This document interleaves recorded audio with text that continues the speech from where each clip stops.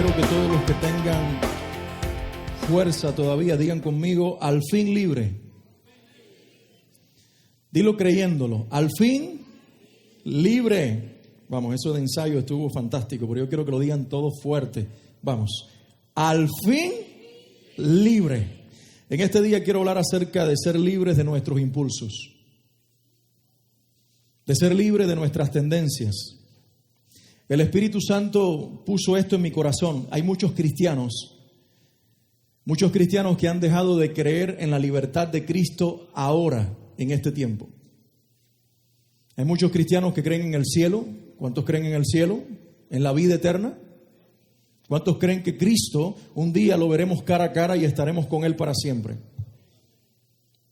2, 3 dijeron amén. ¿Cuántos creen esto de todo corazón? Ahora yo pregunto, y eso es una pregunta que tienes que responder en tu interior: ¿crees con toda tu fuerza y con la misma fe que Dios es capaz de en este tiempo hacerte libre en todas las áreas de tu vida? Jesús es libertad, Jesús es liberador. Y por eso yo quiero hablar acerca de nuestros impulsos, porque hay tendencias dentro de nosotros que nos arrastran, que nos llevan, que llevan a los cristianos por años, por meses, por días, en una dirección equivocada. Y hay gente dentro de las iglesias que están atados a pecados de toda clase por causa de estos impulsos. Hay pecados de carácter que nos hacen decir y te hacen decir y hacer en tu vida diariamente cosas que no quisieras, que sabes que son malas para ti, que le desagradan a Dios, pero la causa son impulsos internos que te arrastran en esa dirección. ¿Estoy haciéndome entender? Hay decisiones equivocadas que todos los días se toman y son el resultado de tendencias y de impulsos que, como fuerzas internas superiores a tu voluntad, te arrastran en esa dirección. Es más, yo creo que hay personas, y puede ser que algunos de ustedes en este lugar tengan la voluntad secuestrada y no puedan tomar las decisiones que ustedes quieren tomar como cristianos por causa de los impulsos internos. Les defino rapidito lo que dicen los diccionarios acerca de la palabra impulso y dicen los expertos acerca de la palabra impulso. Impulso es la tendencia que los seres humanos experimentamos, aunque sea una vez en la vida, y que implica el actuar movido por alguna emoción sin que haya mediado una deliberación previa de la razón. En otras palabras, para hacerlo más claro, es actuar sin pensar. Un impulso es cuando los seres humanos actuamos y no pensamos. Y yo pregunto, ¿quién, por lo menos una vez en la vida, no ha actuado de esa manera?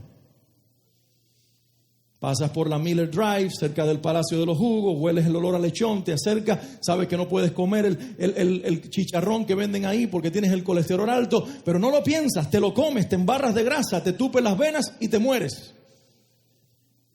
Dándole gloria a Dios, alabando al Señor, creyendo en su palabra, pero movido y dominado por los impulsos internos.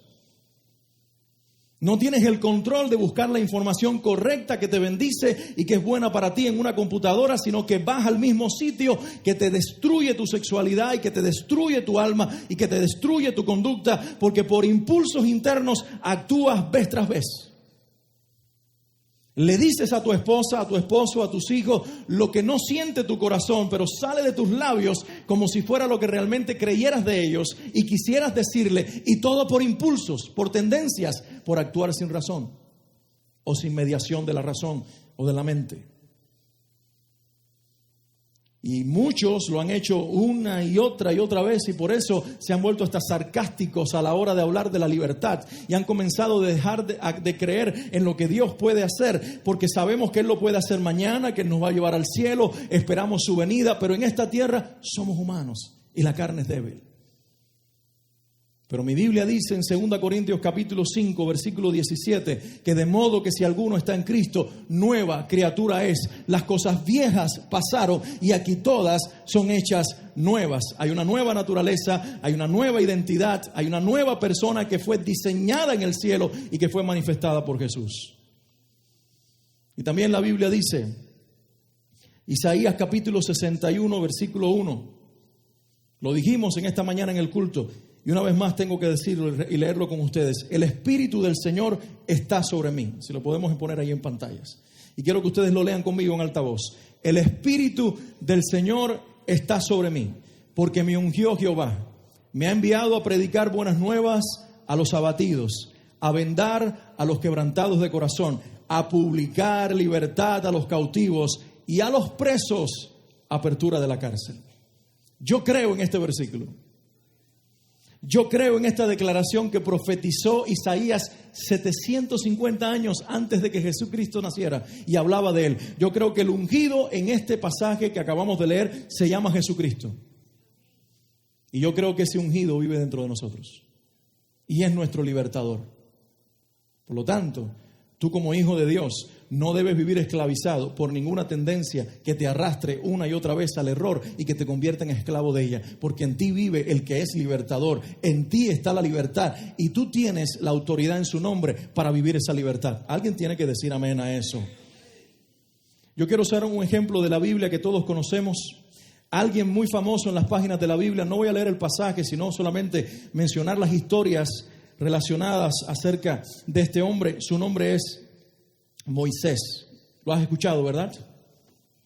Y la Biblia dice en Éxodo capítulo 2, en los versículos que aparecen ahí en pantalla, que no los vamos a leer, voy a contar la historia, que Moisés, que se había criado de alguna manera como el hijo adoptivo de la princesa de Egipto, de la hija del faraón, por una situación que en algún momento también les compartiré más adelante. Este muchacho, que era considerado casi un príncipe, aunque no tenía sangre egipcia, ni pertenecía a la familia de faraón, pero sí tenía un lugar y un reconocimiento en aquel reino, salió a dar un paseo por el reino, salió a dar un paseo por Egipto y quizás se le ocurrió pasar a ver las construcciones que el faraón había pedido que se hicieran en aquel lugar. Posiblemente estamos hablando de las pirámides de Egipto. Hay algunas suposiciones de que los judíos tuvieron una participación importante en la construcción de esas pirámides. Y lo cierto es que algo se estaba haciendo donde los ladrillos eran parte de la construcción y donde los judíos, que por más de 400 años habían vivido allí, se habían convertido en esclavos del nuevo faraón y estaban siendo subyugados.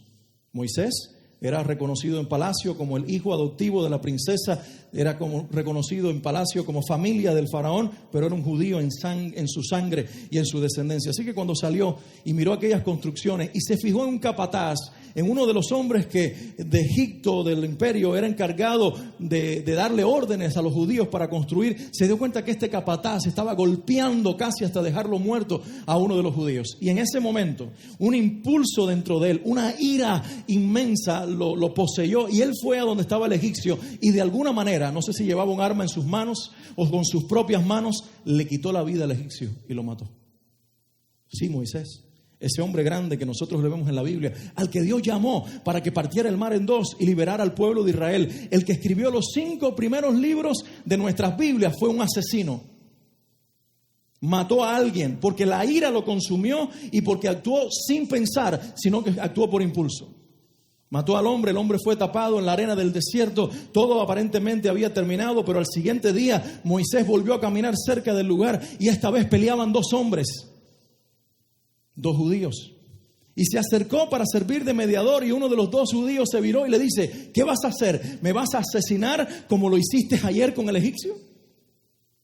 Y en ese momento Moisés tomó conciencia de lo que había hecho. En ese momento se dio cuenta de que sus acciones tenían una repercusión más allá de una acción inmediata, de que todo el mundo sabía que él había asesinado a un hombre y que si esto llegaba a oídos del faraón, su vida corría peligro.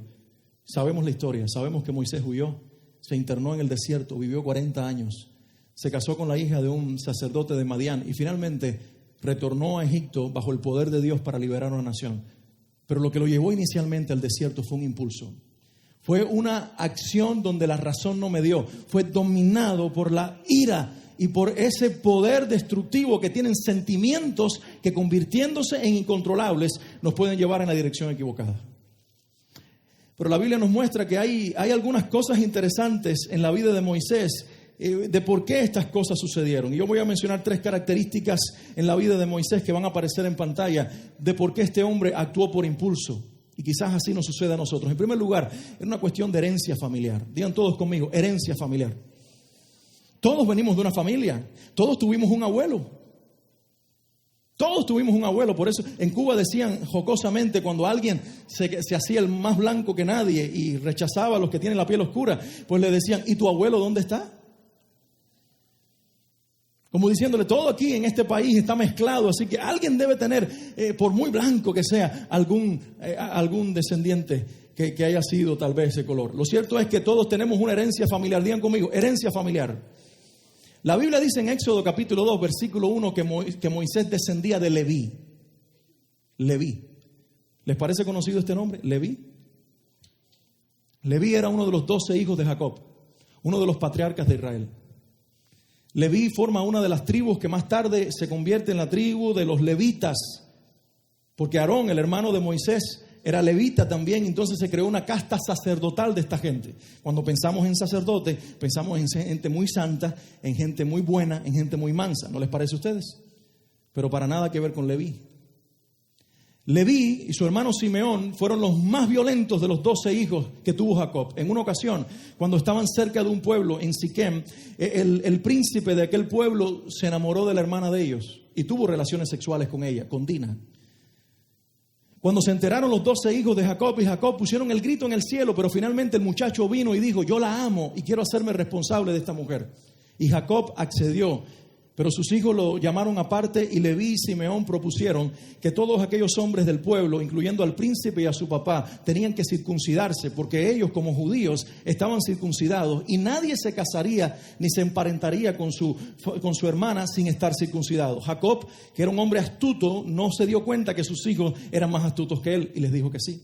Y todos los de aquel pueblo accedieron a circuncidarse, incluyendo al príncipe e incluyendo a su padre. Al tercer día, los dolores que estos hombres tenían eran tan terribles que no se podían levantar. ¿Y qué hicieron Simeón y Leví? ¿Qué hizo Leví en compañía de su hermano? Con espadas en sus manos entraron en aquel pueblo y mataron desde el hombre más insignificante, si se puede llamar así, de aquel pueblo, hasta el rey y su hijo el príncipe. Todos fueron asesinados por la mano de Leví y de su hermano Simeón. De hecho, el propio padre Jacob dijo de ellos, Simeón y Leví son hermanos, armas de iniquidad sus armas.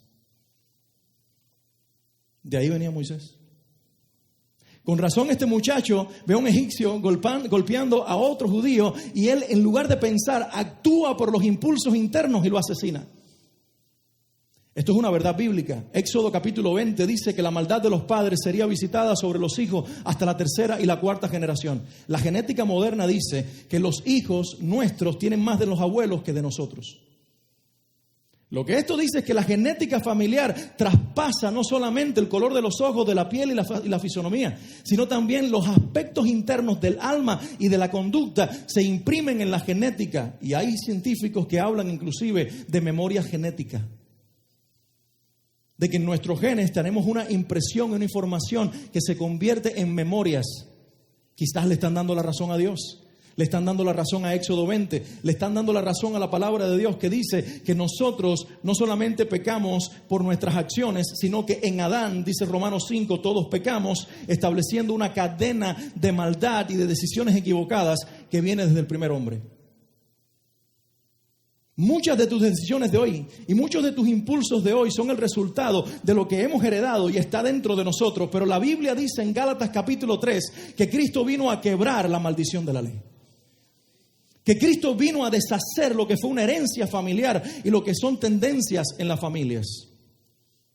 Yo he visto el poder de Dios obrar en mi vida, transformando mi carácter y deshaciendo en mí todas las tendencias familiares en la medida que he creído que ahora tengo una identidad nueva y una naturaleza que me fue imputada por la fe a través de Jesucristo. Si usted cree esto, no hay abuelo en tus genes que te lleve a hacer nada equivocado. Si usted cree esto, no hay impulso que te domine de ninguna forma. No dejaron a ese hombre aplaudiendo solo, alguien tiene que acompañarlo. Den un aplauso a Jesús. Digan conmigo, herencia familiar. Bueno, la herencia familiar se puede quebrar con tu fe en Cristo y con tu sujeción y rendición a Él. En segundo lugar, el asunto en la vida de Moisés de actuar por impulso era un asunto de circunstancias. Porque cuando nosotros vemos Éxodo capítulo 1, versículos 13 y 14, aparece en pantalla, los pueden leer después en su casa, nos dice la Biblia que el pueblo al cual él pertenecía, con el que se crió inclusive, era un pueblo esclavo. Y cuando nuestros pueblos sufren y nuestras familias sufren, lo que se genera internamente a nivel de las emociones es muy fuerte. Al mirarlos a ustedes, yo veo un pueblo de inmigrantes y de hispanos, que en cada nación ha habido mucho sufrimiento y ha habido familias que han sufrido cosas muy terribles, enfermedades traumáticas de la mente y del cuerpo, experiencias dolorosas, haber tenido algo y que gobernantes te lo quiten y te llena eso de ira y de resentimiento. Haber tenido que moverte de donde vivías en tu país porque llegaron las guerrillas y llegaron los que quizás en algún momento con su poder de las armas te desplazaron de tu casa y te dejaron sin nada. Y tuviste que emigrar a este país para encontrar refugio, pero llegaste llenos de resentimiento. O saliste huyendo de la violencia porque te robaban una y otra vez en el negocio que tratabas de hacer fructificar o prosperar. O veías como tu padre golpeaba a tu mamá día tras día cuando el alcohol lo dominaba y había violencia en tu hogar. O viste el abandono de papá y de mamá en algún momento que tú experimentaste. Esas circunstancias producen dolores en el alma. Y dolores que nosotros no ponemos a los pies de la cruz se van a manifestar en algún momento en impulsos que nos lleven a tomar decisiones equivocadas.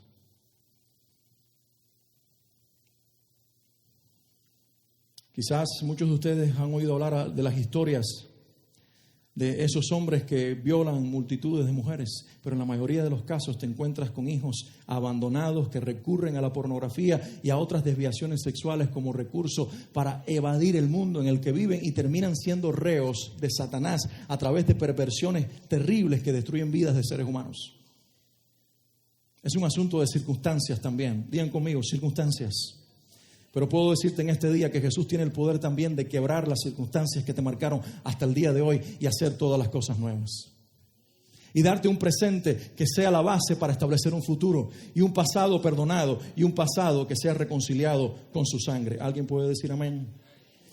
Moisés también venía de experiencias muy traumáticas. Digan todos conmigo, experiencias traumáticas. Imagina que eres un niño entre los 2 primeros años de vida. Moisés era un bebé recién nacido y el rey, el faraón, establece un edicto, el mismo similar que ocurrió en los días de Jesús. Faraón dijo, todos los niños de los judíos de 2 años hacia abajo deben ser asesinados. La madre, con el bebé en brazos, comienza a idear un plan de qué hacer para proteger la vida de su hijo y lo esconde por algunas semanas. Y después de algunas semanas, ella sabe que el niño va a ser encontrado. ¿Recuerdan la historia? Lo pone en una canasta de mimbre, lo tapa bien y lo suelta en el río Nilo. Y lo deja en las manos de Dios para preservar la vida de su hijo antes de que llegaran los egipcios a la casa de ella y lo mataran.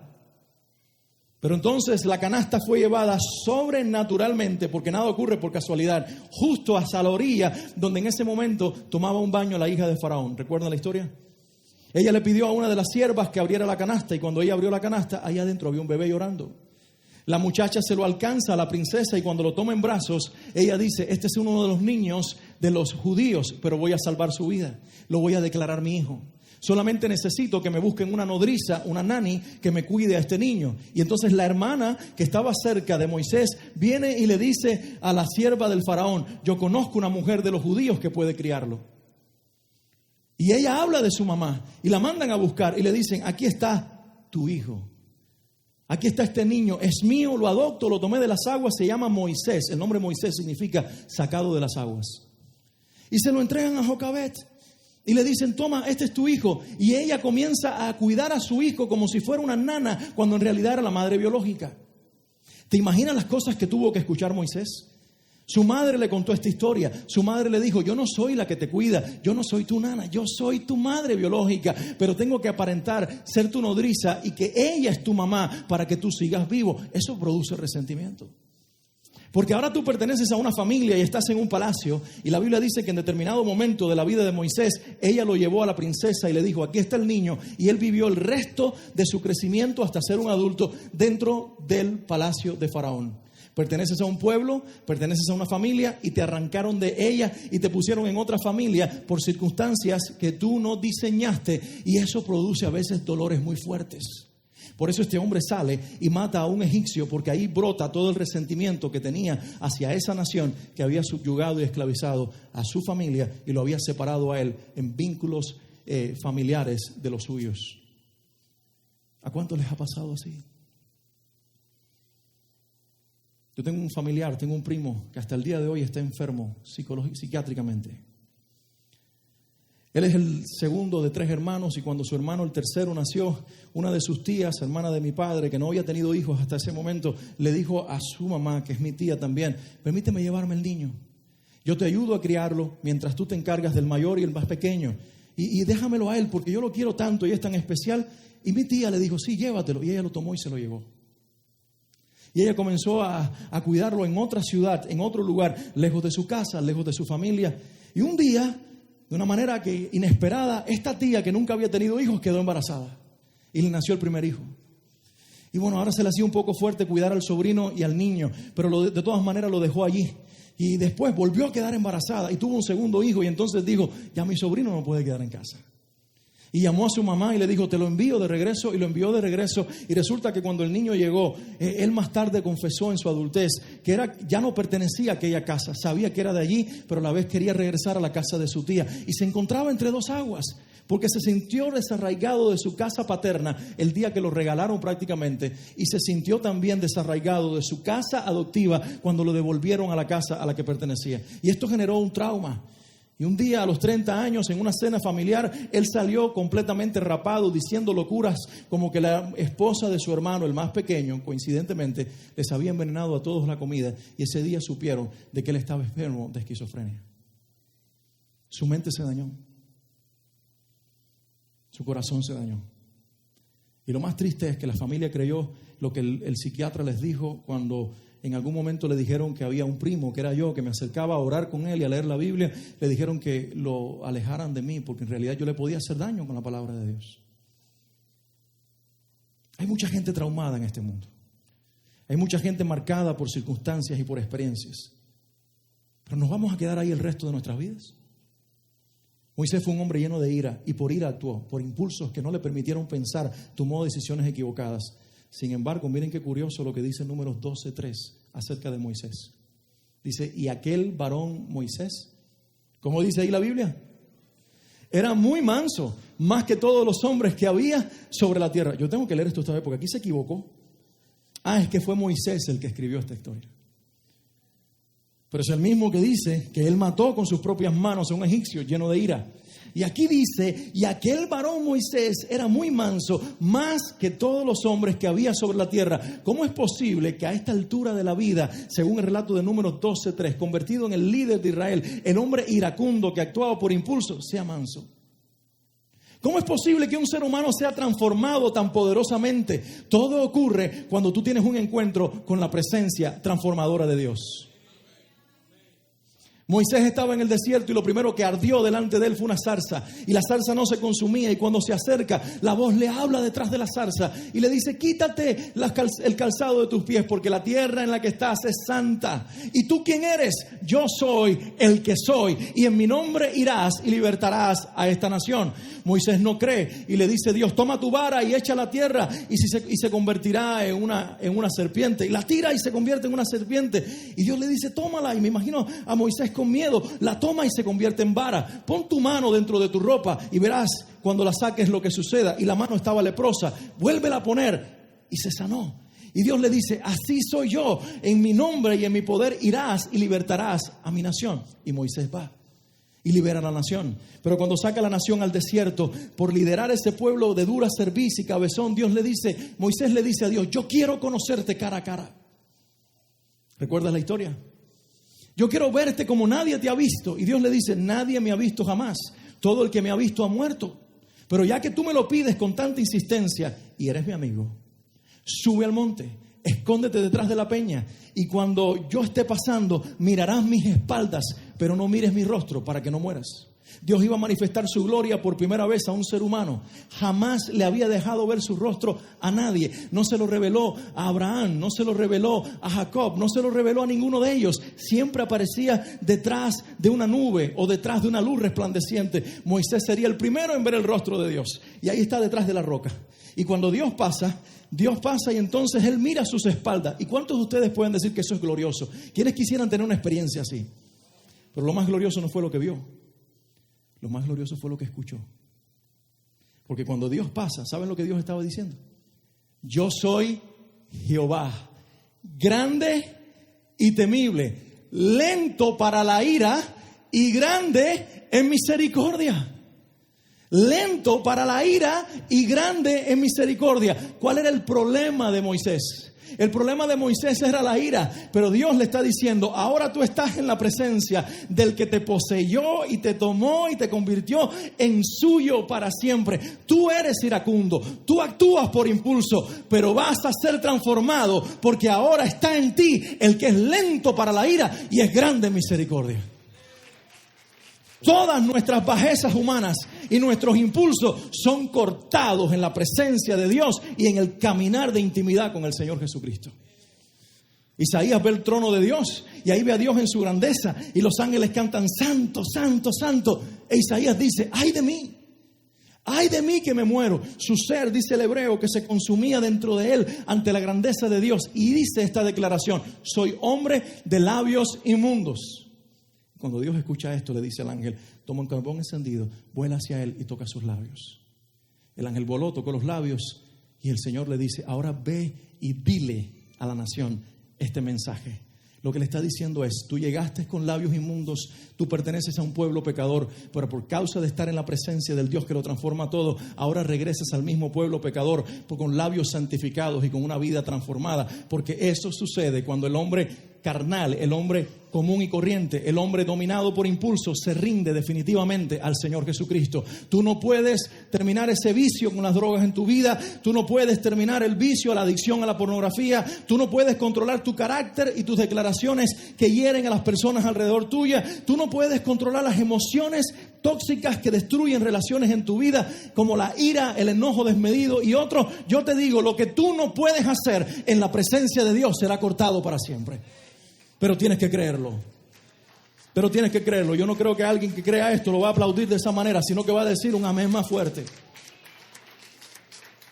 Por esa causa, expandilleros hoy predican a Cristo. Por esa causa, exladrones hoy son personas honestas. Por esa causa, exadúlteros hoy son fieles a sus esposas. Por esa causa, personas que se inyectaban drogas hoy viven libres de las drogas. Por esa causa, los que vivían en una clase de pecado hoy tienen vidas nuevas porque creyeron de una vez y para siempre que Cristo es suficiente para hacer en nosotros lo que nadie ni nosotros mismos podemos hacer en nosotros.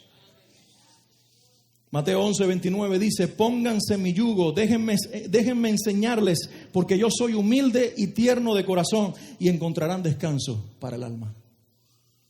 Pónganse mi yugo, enyúguense conmigo y yo los voy a enseñar a ser humildes. Hace 2 semanas una mujer me preguntaba, ¿cómo puedo aprender a ser humilde? Escuchó esta declaración de mis labios y me preguntó, ¿cómo puedo aprender a ser humilde? Y le dije, este aprendizaje no es cognitivo, este aprendizaje no es cognoscitivo, no es algo que se aprende sentado en un salón, en una escuela. Este aprendizaje es por impartición. Este aprendizaje se imparte a tu vida cuando tú pones tu fe en Jesucristo. Y Él, que es humilde y manso de corazón, te va a imprimir estas 2 virtudes que tú no puedes tener. ¿Lo quieres tener? Y me dijo que sí. Hizo la oración conmigo, recibió a Cristo en su corazón. Y lo que menos yo me imaginaba, que al día siguiente, comiendo en un restaurante de la Ciudad de México, esa mujer iba a morir de una broncoaspiración. Frente a todas las personas presentes. Es doloroso.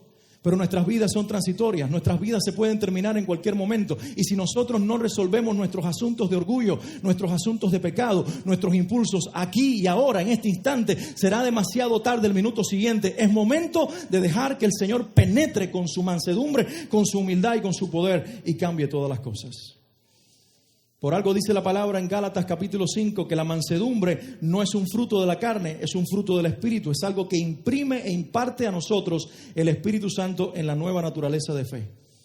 En cambio, la clase de fruto que el Espíritu Santo produce en nuestra vida, digan conmigo, es amor, es alegría, paz, paciencia, gentileza, bondad, fidelidad, humildad y control propio o dominio propio. No existen leyes contra estas cosas. Pero quiero leerles también lo que dice Mateo 11:27, porque creo que es clave para entender Mateo 11:29. Todas las cosas me fueron entregadas por mi Padre, dice Jesús, y nadie conoce al Hijo sino el Padre, ni al Padre conoce alguno sino el Hijo y aquel a quien el Hijo lo quiera revelar.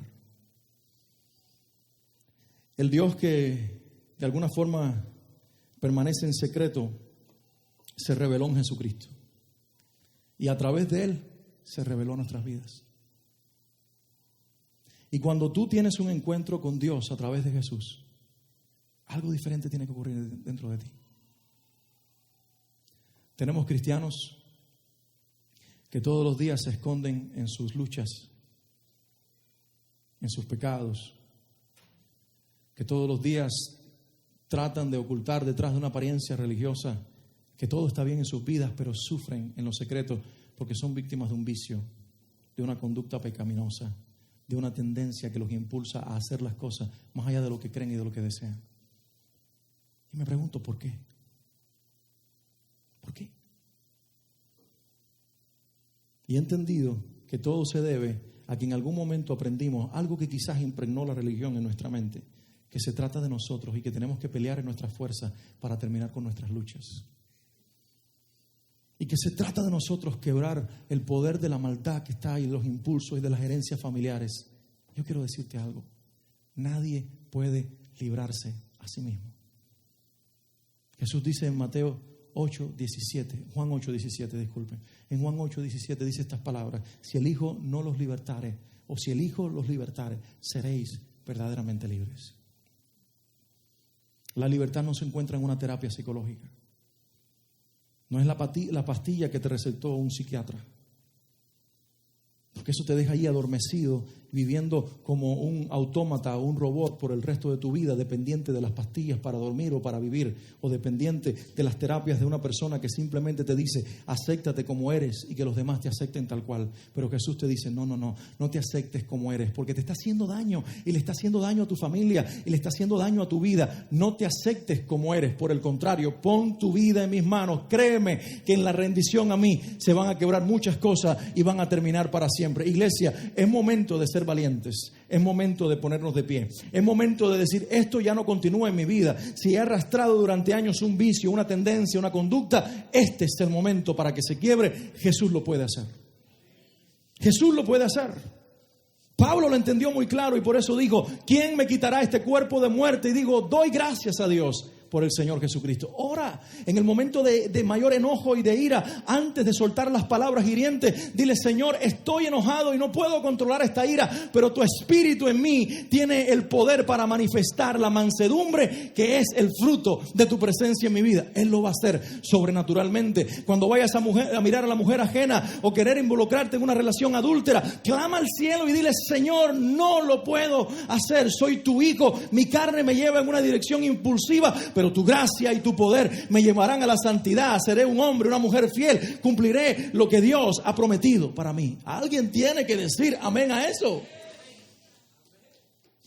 Tenemos que ser preventivos con el pecado. Es verdad que Cristo perdona nuestras faltas y nuestros pecados, pero es mejor la oración preventiva, la que oramos antes de caer, la que oramos antes de sucumbir otra vez más. Es mejor decirle, Señor, líbrame de ese vicio, de tomar pastillas, de tener que ingerir drogas, de tener que inyectarme heroína. Señor, yo quiero que tú quiebres esto en mi vida y Cristo tiene poder para hacerlo. Si no creyera esto, no lo predicara. Y si Dios no fuera verdad, mejor me bajaría de este púlpito. Pero como lo he visto hacer en tantas vidas y en mi propia vida, esto una y otra vez lo predico con toda convicción. Cree, ríndete a Cristo y verás la libertad en todas las áreas de tu vida, específicamente en lo que tiene que ver con impulsos.